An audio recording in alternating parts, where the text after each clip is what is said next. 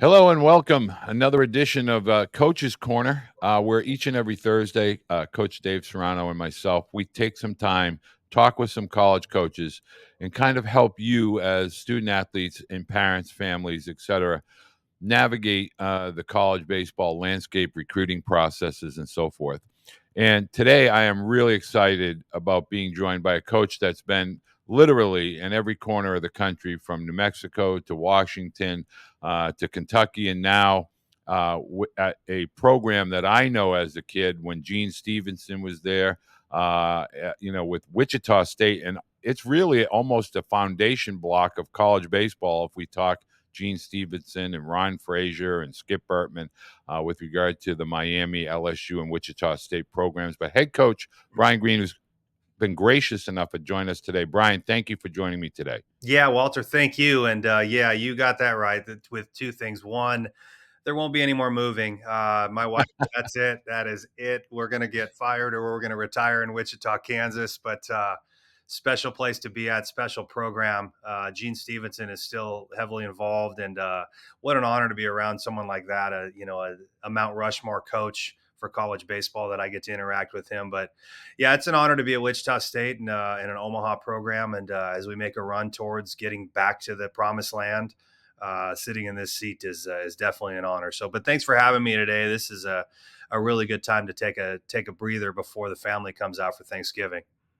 Well, I know, first of all, digress real quickly. One of the greatest opportunities from a baseball perspective I ever had was in the lobby at an ABCA convention in Nashville, of all places, where Rod Dato and Gene Stevenson are sitting down with Ron Frazier talking college baseball. And I was the only non college coach in the crew, just sitting in my chair, just listening, afraid to talk, just sucking it all in. But it was a fabulous conversation, and I learned so much from Coach Stevenson. And I really want to have you talk about Wichita State because really, year in and year out, that program.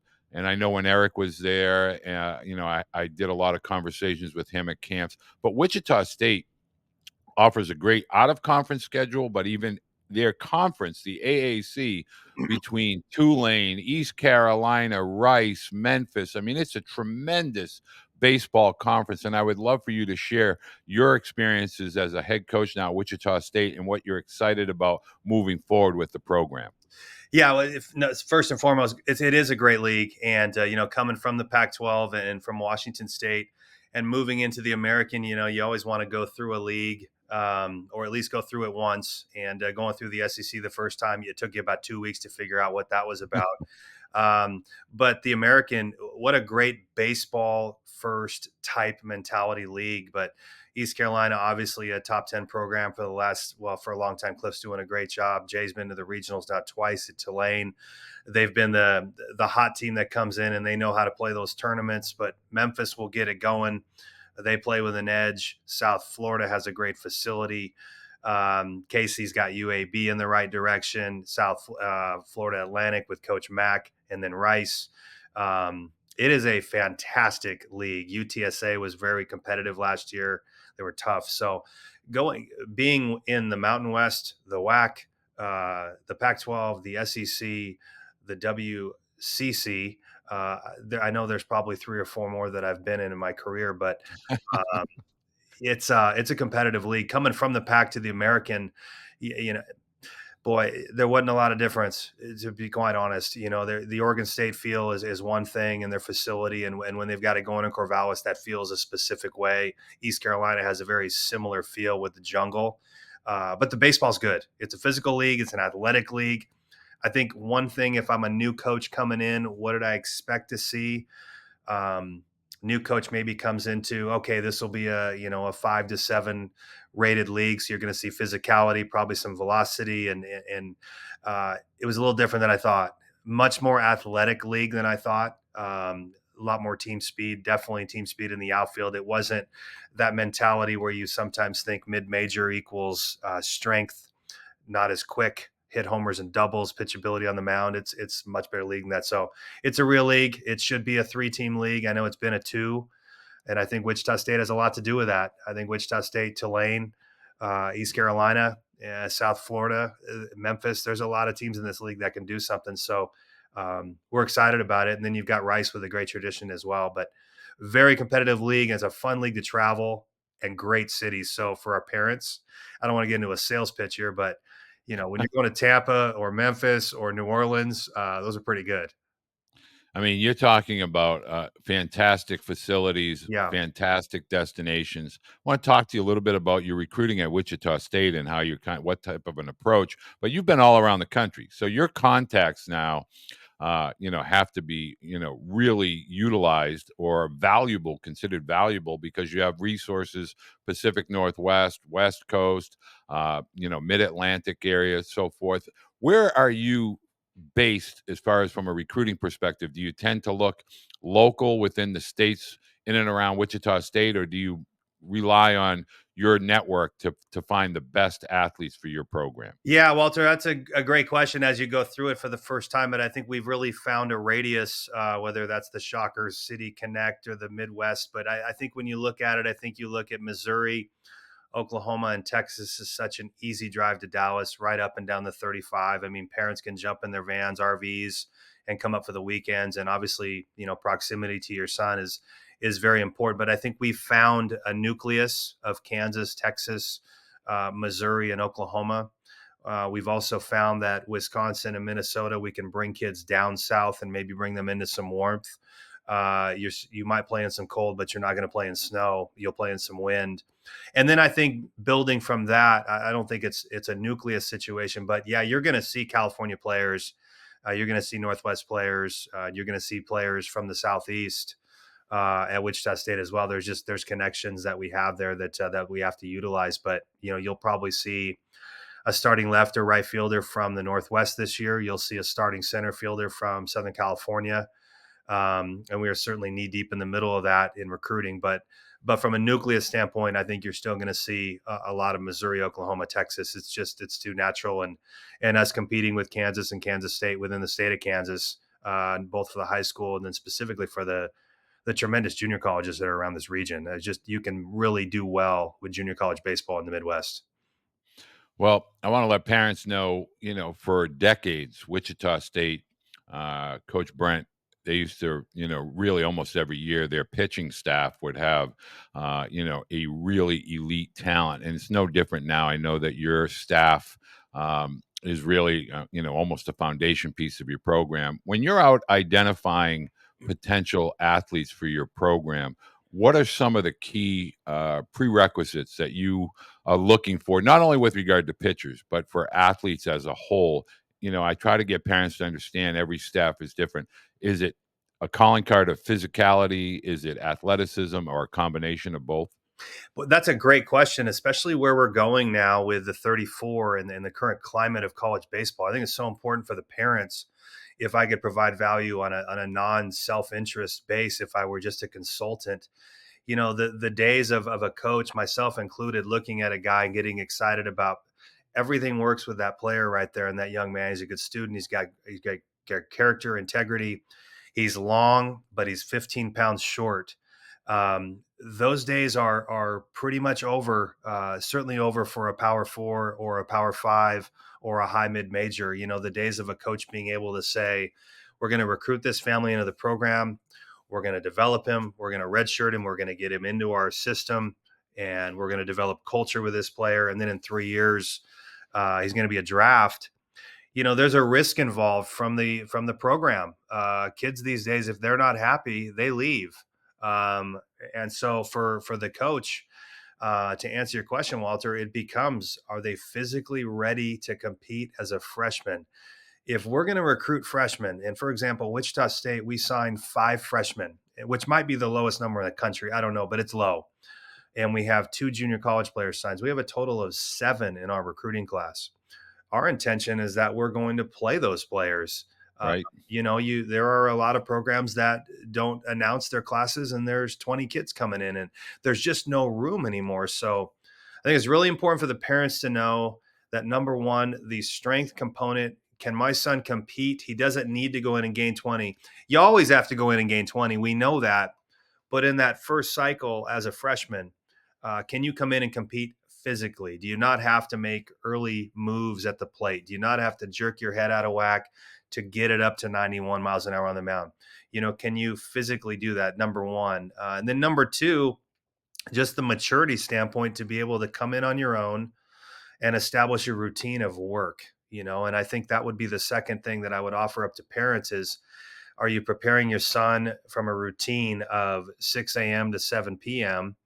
This is what you do. And when people say, "Hey, Coach Green, you've had a really good track record of developing infielders or hitters," or if you ask any coach who's had a record of developing players into professional baseball, it's not the secret of the changeup grip or the slot position or maybe getting the glove out, but the secret is in having a routine and being able to evaluate what you need to do to be a good player, but then more importantly, what you need to do to improve. And then the player having the skills to be able to take criticism and see it as a positive and learning and then go out and do that. But if we're out recruiting, boy, one, you better be physical. I think that's critical, especially from selfishly speaking, if you're in whether it was Washington State or Wichita, Kansas, in March, it's cold. You need to be physical. If you're small with small hands, it's gonna be hard to play. So that kind of moves you into the warmer climates, in my opinion. And then two, just the maturity to be able to handle adversity and being able to handle having a routine on your own. Those would be the top two things for me I would say to parents. I want to ask you this question because you touched on it, and I try to get parents to understand it's a new day dawning, and the term mid-major, I think, is about to become old school. Like, I don't foresee, any school being able to say, "Hey, we're a mid-major." Now, with all due respect, I think there's like 100 to 120 teams that come into every year, and they really have uh, a solid plan to get to a regional. Currently at 64, but moving forward with the cap, and I guess we're going to call it the leveling of the playing field, and a certain professionalism, for lack of a better word, that's coming to college baseball. Would it be safe to say that this is going to put most programs on a level playing field? In other words, you're going to have to get your recruiting and your evaluation to be tight. It can't be any more gathering of collecting eggs and hoping these guys hatch. And the last part of it is, as you just noted, what I thought very clearly to parents, you have to be ready when your feet hit the ground if you're going to play at the Division I level of college baseball, both mentally, physically, and skill set wise. So really, all of you collectively as Division I baseball programs are almost in the same boat with this new roster situation. Yeah, it's fascinating. Where we've moved into essentially being professional baseball coaches under this narrative of amateurism with Bingo. who's kidding who. And I think it's fascinating, though, and I'm beyond excited about it, particularly being at Wichita State. But we do just fine with NIL, and our support is outstanding. So I just think for families, when you're looking at it's 34 players, there's 19 pitchers, 15 position players, maybe it's 20 and 14. 20, right? Yeah, so that's plenty for a team. Look back at we were at Coach Stevenson's house a couple weeks ago down in his basement, and he's got his team photos when they're taking them up when they're in Hawaii. And I don't know if there's 26 guys on that team, and they were making runs at national championships every year. But I think it's so critical to your point, Walter. One, the game's probably going to level out. I think you're going to see a lot more of the Stony Brook stories. Yep. You're going to see a lot more of the coastal stories. I think you're just going to see a lot more across the board level. Currently, the teams with a lot of money and the Power Five teams can bring in 50 kids. You could say there are 15 kids to get to 35, but the conference, we're all traveling with 27 in conference. So, you're talking about more than 20 players a team at the high level right now. I just think you're going to see a leveling off. I think we all anticipate that. And I think because of that, you're going to see a leveling off of talent. You're going to see the bottom moving this way. You're going to see the top remain the same, but I think you're going to see the bottom coming a little more towards the top. And I think you're going to see that gap narrow. So I think for college baseball, the 34 is such an important rule. And I think many of us are excited about it. Just give us the start date. Tell us it's the beginning of school. Tell us it's the beginning of the fall. force all of us into having a firm roster when school starts, force all of us into telling the families exactly where they are and being upfront with that. And I think with that, for me, I think it's very exciting. I would love to be at 34. Put the pressure on me to just make the decision from the recruit. This is the family we're going in on.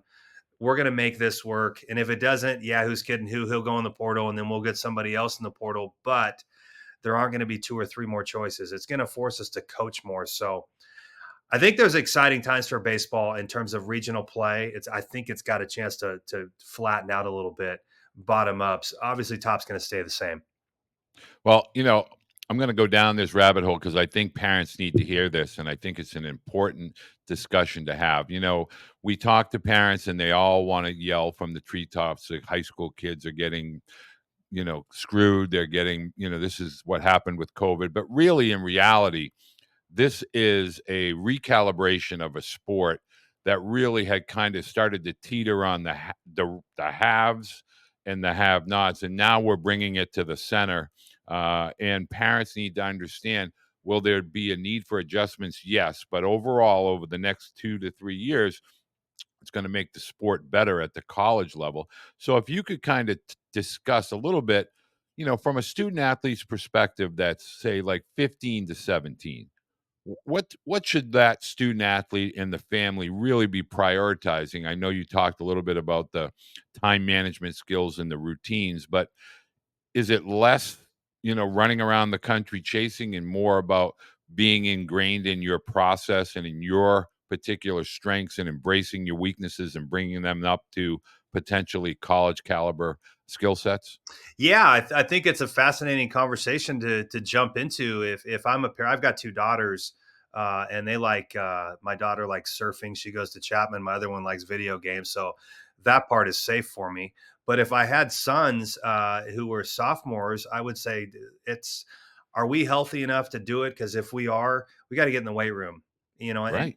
period. End of story. It's a physical game. I think that for parents to hear, I think it's a critical question to say, Mom and Dad, you get to ask Coach Green this question. Coach Green, if you had your choice, would you like to have an 18-year-old or a 23-year-old playing for you?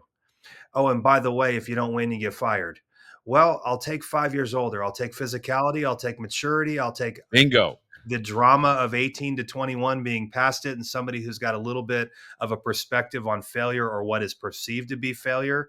And I think any coach in America would tell you that. So I think it's an important piece for the parents to know that, yeah, the days of running around and us chasing you in Jupiter and making notes on you as a freshman, well, that's great. But I think the reality is you've got to be physical. So with regards to if I'm a parent, and I would say this, Walter, this is what I tell kids at camp all the time, because I think it's an important message. All of us have grown up in a Division One or bust, D1 or bust. That's it. You get an offer at a D1 program who maybe hasn't won in a long time, but it's D1. So you're going there. We're recruiting Division 3. We're recruiting Division 2. We're recruiting NAI, and we're certainly recruiting junior college. I'm speaking on behalf of the entirety of college baseball. I mean, there are All-Americans coming from the Division 3 level. And as a coach who's coached at the Division 3 level and the Division 2 level and the junior college level, go where you're going to play, go where you're going to get coached, and go where you're going to be coached as a person to develop you to the next level. It's not about your first spot because, again, kids are getting 3, 4 stops in their career. Get started the right way. Don't go to the big name. Go to where you're going to play and go to where you're going to have a relationship with your position coach. Don't buy into maybe you've got a great relationship with the recruiting coordinator, but he's never going to coach you. Do you have a relationship with the head coach? And most importantly, do you have a relationship with your position coach? And then is there a transition or a track record of whatever program you're going to? Division 2, hey, they've had some guys move up to Division 1. Junior college, boy, they move a lot of guys on to the Division 1, 2, or 3 level. Are the kids graduating? How's the turnover? How's the attrition rate? Those are the things that I think parents need to be looking at, not just the NIL dollar. That would be my take. The NIL dollar is going to be there for you, but let's just make sure you take it maybe when you're ready for it, because you might get a high one and then you might lose it. I just think it's all about ascension and moving up in your career.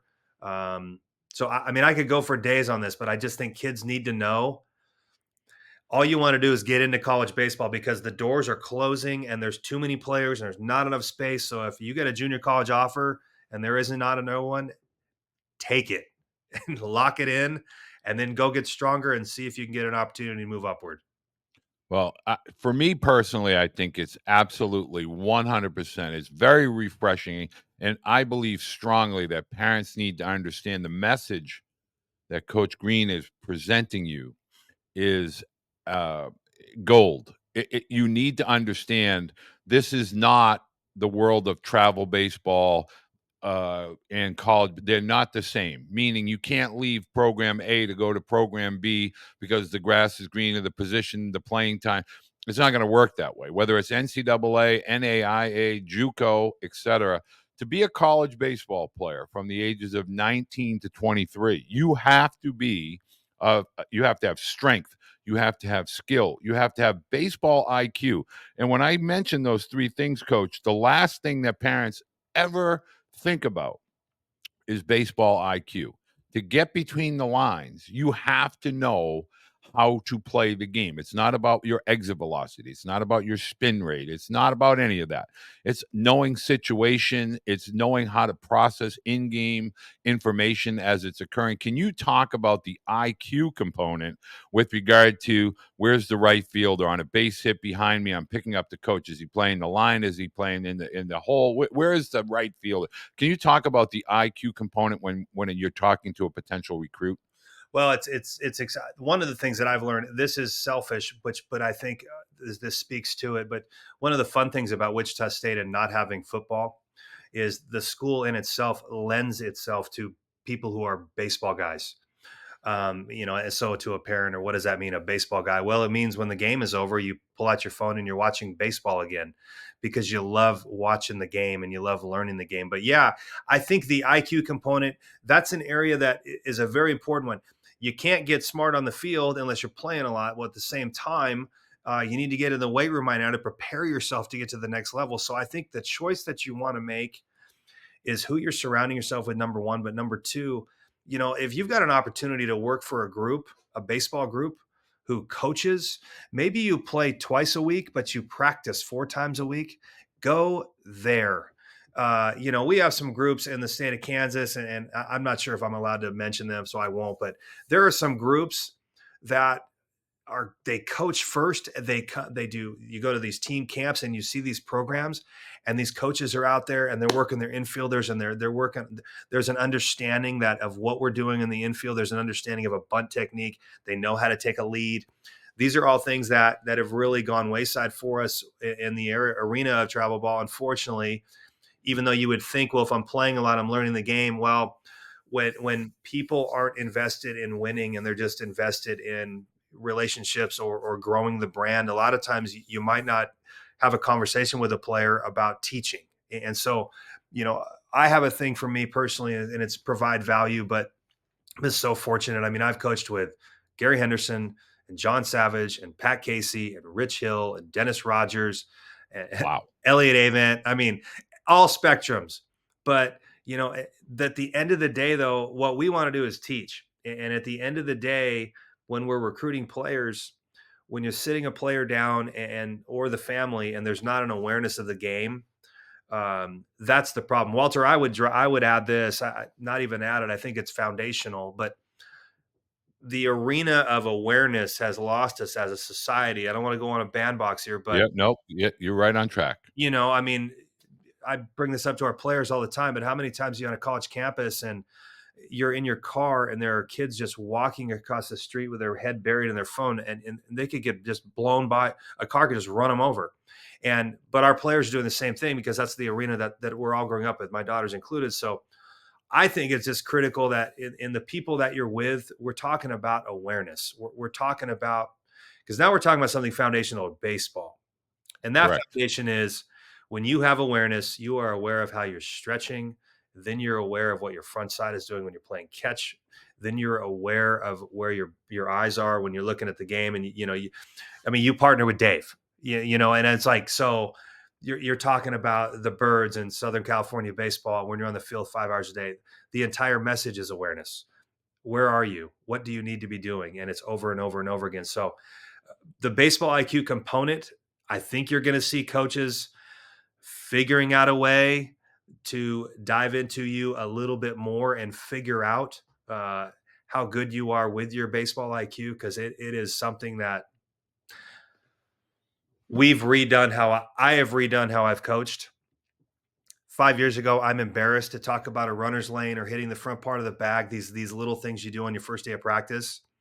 5 years ago, I'm a little embarrassed maybe to do that on the first day of practice because everybody knows that. And no, that's irresponsible. It's our job to coach. So I would just tell you, if you're a player and a parent, go somewhere where the guys are going to coach you and you practice, because that's how you're going to get your baseball IQ and your awareness up. Playing without any consequence, playing with just playing with you're scheduled to start. You'll have at bats in the first and fourth inning, and then you're out in the fifth. That's not the game that you're about ready to enter into if you want to enter into college baseball. Bingo.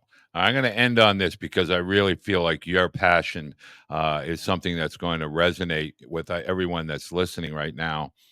I find myself trying to, when I'm engaged with families and I'm talking with student athletes, to get them to understand the funnel of baseball. In college baseball, every level, every division, it takes a certain caliber of athlete. That 10% of the high school athletes get to play college ball. The professional baseball funnel is microscopic as it's compared to college, and college is really tight when it comes to high school. Can you talk about the college years being the final years for the vast majority of student athletes to be a part of a team environment? It's basically your last, what I call, bastion of being a kid, before the realities of being adult after you graduate from college. And the value of being a part of a college baseball program. It's such a integral part of learning how to be an adult, learning how to be a potential spouse or parent or employee or employer. And it's really a privilege to be a college baseball player. Well, yeah, that is something exciting to talk about. When our team takes the oath with Team Elite and we say we recognize it's a privilege to be a member of this team and promise to always place the needs of the team above our own. You're talking about being a part of a family. You're talking about being a part of a mafia. You're talking about being a part of military. That, in essence, is what it's about. And that, for me, I don't care how professional college baseball gets. I get the privilege of coaching 18 to 22-year-olds in that age arena where there's a lot of energy, there's a lot of bravado, there's a lot of drama, there's a lot of passion, and at the end of the day, that is what it's about. I remember being in New Mexico State as a player, and I remember as a senior, we weren't. I think we won 24 games, and we lacked discipline. But one of the things that we had in the dugout is we were willing to go fight you, and it was fun. And those are special memories for me. So to answer your question, even though we're in this professional arena, two things with the funnel. Number one, this is your opportunity to be a part of a team. So when you get in, I think an important critical factor is just the accountability piece and the awareness piece. But if you have that ingrained in you that you're going to provide value, you're going to get space on a team, number one. But being a part of a team where it is team before you and all those things, that truly is what it's about. And obviously that is the component when we bring kids into our program. And I'm speaking on behalf of all college baseball coaches. They've gone from high school baseball doesn't really matter to most. Legion baseball's gone. You're with two or three different groups. You don't have any real allegiance. So when you get to college, you become allegiant to a specific group. With that, how do you get team before me? And how do you just do. And I think for all of us, we are trying to create this thing of a source of pride, a source of accomplishment, and a source of we are doing things right. And I tell our kids all the time, and any coach will tell you this, but your job is to provide value to the organization that you're in. Parents, please listen to this. Your son is in a crazy world. He comes into college. He's from 18 to 22. He goes into the portal. He announces his intentions to go into the portal. I tell our players this. I said, guys, understand this. When you are in life, when you're 25 years old and you enter the unemployment portal and you go viral and go social with it, the phone's not going to ring. But right now, so even though you're being trained right now, 18 to 22, the phone's going to ring and it will. So enjoy it. It's a great time of life for the kids, but we are still going to. I don't care how professional it gets, and I think a lot of college coaches will tell you this. We got into this business to be a part of a group of guys that we could have a relationship with, that we could laugh with, cry with, trust, and if we can have some impact on seeing our players move to the next level as professionals, and then if we're fortunate enough to see one of our players get to the big leagues, the second long part of that answer would be this: how do those kids make it? Because there are so many talented players. The key ingredient to their success is how quickly can the player evaluate and identify routine, process, and being aware of the moment that he's in, from stretching great, playing catch great, ground ball technique great, being aware of your weaknesses, all those things. And then the off the field stuff: sleep, nutrition, meals, meal prepping, strength training. I mean, I watched Nick Gonzalez and Joey Ortiz meal prep late in their freshman year, early sophomore year. And how did they do it? Well, they started earlier. So if I'm talking to a parent, you want to get really serious about your son, weight room as a junior, start meal prepping as a junior, start sleeping, start investing in routines, starting guys investing in the mental game. That's what's going to get you earlier ahead. And that's what I think gets you into pro ball and at least give you an opportunity to potentially funnel up with some success. Those would be my two long-winded answers to that. But at the end of the day, it is college, and we're still going to promote team. And I think a lot of coaches will tell you that. The we before me, that's the big message. That's what college is all about. We can kind of push high school and Legion off to the side because, the high school coach isn't doing this for me and the Legion coach is old and nobody coaches.